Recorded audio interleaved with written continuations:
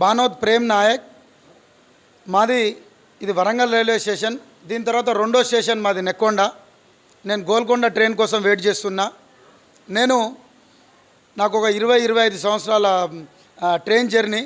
ఇప్పుడు నేను చిన్నప్పటి నుంచి చదువుకున్నదంతా వరంగల్ హన్మకొండలోనే.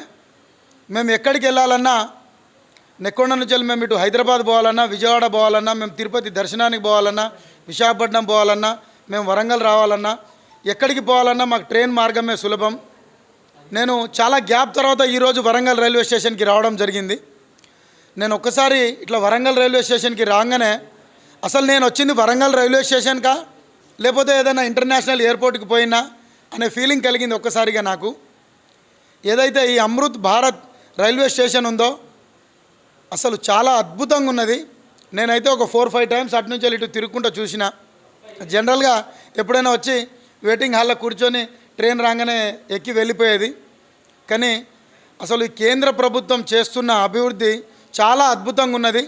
అప్ అండ్ డౌన్ ఎస్కలేటర్లు కావచ్చు, లిఫ్టులు కావచ్చు, టాయిలెట్స్ కావచ్చు, వెయిటింగ్ హాల్స్ కావచ్చు, ప్రత్యేకంగా లేడీస్కి అయితే ఫీడింగ్ రూమ్స్ కావచ్చు, మన ఛార్జింగ్ బోర్డ్స్ కావచ్చు, అసలు చాలా అద్భుతంగా ఉన్నది. గతంలో ఇన్ని ఫెసిలిటీస్ లేకుండే చాలా అద్భుతంగా ఉన్నది. కేంద్ర ప్రభుత్వానికి, ప్రధానమంత్రి మోడీ గారికి కృతజ్ఞతలు తెలుపుతున్నాం.